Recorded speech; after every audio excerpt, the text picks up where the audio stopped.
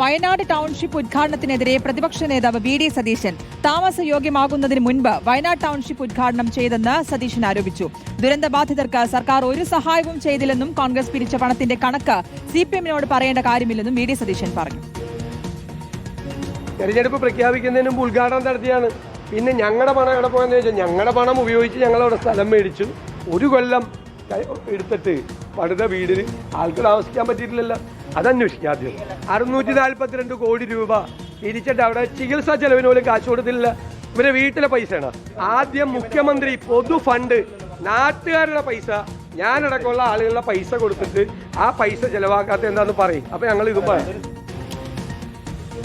ആദിൽ പാലോടിന്റെ വിശദാംശങ്ങൾ നൽകാൻ. ആദിൽ, ഇപ്പോൾ സിപിഐ സംസ്ഥാന സെക്രട്ടറി പ്രതികരിച്ചതേ ഉള്ളൂ. ഈ വിഷയത്തിൽ കോൺഗ്രസ് ഒന്നും ചെയ്തില്ല, വയനാട് ദുരന്തബാധിതർക്ക് വേണ്ടി വീട് വെച്ച് നൽകുന്നതിലൊക്കെയുള്ള വലിയ വിമർശനം ഉന്നയിച്ചു കഴിഞ്ഞേ ഉള്ളൂ.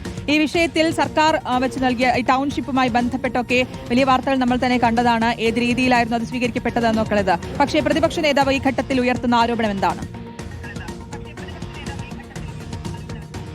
വളരെ പ്രധാനമാണ്. ഒരു വർഷം മുൻപ് നിർമ്മാണം തുടങ്ങുകയും പൂർത്തീകരിച്ചു എന്ന് അവകാശവാദം നടത്തുകയും ചെയ്ത സർക്കാരിന്റെ ടൗൺഷിപ്പ് പദ്ധതിയിൽ താമസയോഗ്യമായി വീടുകളില്ല എന്നുള്ളതാണ് പ്രതിപക്ഷ നേതാവിന്റെ പ്രധാനപ്പെട്ട ആരോപണം. മാത്രമല്ല, ഇത്രയും കോടി രൂപ ജനങ്ങളുടെ പണം സംഭാവന സ്വീകരിച്ചിട്ട് പലതരത്തിലുള്ള സഹായങ്ങളും മുടങ്ങുന്ന സ്ഥിതിയാണ് ദുരന്തബാധിതരുടെ കാര്യത്തിൽ ഉണ്ടാകുന്നത് എന്നുകൂടി സതീശൻ ആവർത്തിച്ച് ആരോപണമായി ഉന്നയിക്കുന്നുണ്ട്. മറ്റൊന്നാകട്ടെ, ജോയിന്റ് അക്കൗണ്ടിൽ KPCC അധ്യക്ഷന്റെയും പ്രതിപക്ഷ നേതാവിന്റെയും പേരിലുള്ള സംയുക്ത ബാങ്ക് അക്കൗണ്ടിലാണ് ഈ കോൺഗ്രസ് പിരിച്ച പണമുള്ളത് എന്ന് നേരത്തെ പറഞ്ഞിരുന്നതാണ്. പക്ഷേ പിന്നീട് ഇവരുടെ അഫിഡവിറ്റിൽ, സത്യവാങ്മൂലത്തിൽ പണമില്ലല്ലോ എന്ന ചോദ്യം തെരഞ്ഞെടുപ്പ് കമ്മീഷന് കൊടുത്ത അഫിഡവിറ്റിൽ നിന്ന് ആ സ്വത്തിന്റെ കണക്ക് കാണുകയും ചെയ്തില്ല. ഇതും വലിയ ചർച്ചയായി മാറിയിരുന്നു. ഇതിന് നൽകുന്ന വിശദീകരണം ആദ്യഘട്ടത്തിൽ സർക്കാർ കോൺഗ്രസിന് വീട് നിർമ്മിക്കാൻ സ്ഥലം അനുവദിക്കുമെന്നാണ് പ്രതീക്ഷിച്ചിരുന്നത്. പക്ഷേ അത് സർക്കാർ അനുവദിച്ചില്ല. അതുകൊണ്ടാണ് കാലതാമസം വന്നത്.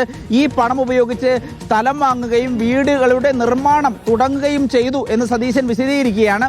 ഏതായാലും ആരോപണങ്ങൾക്ക് മറുപടി പറയുന്നു. മറ്റൊന്ന്, സർക്കാർ ഈ രൂപത്തിൽ നേരത്തെ ജനങ്ങളുടെ സംഭാവനകളുടെ കണക്ക് പറയാതിരിക്കുകയും ജനങ്ങൾ സംഭാവന കൊടുത്തത് ചെലവാക്കാതിരിക്കുകയും ചെയ്യുന്ന സാഹചര്യത്തിൽ തങ്ങളുടെ പിരിവിന്റെ കണക്ക് പറയേണ്ട കാര്യമില്ല എന്നുകൂടി സതീശൻ പറഞ്ഞു വെക്കുകയാണ്. സ്മൃതി, ശരി. ആദിൽ പാലോടാണ് വിശദാംശങ്ങൾ നൽകിയത്.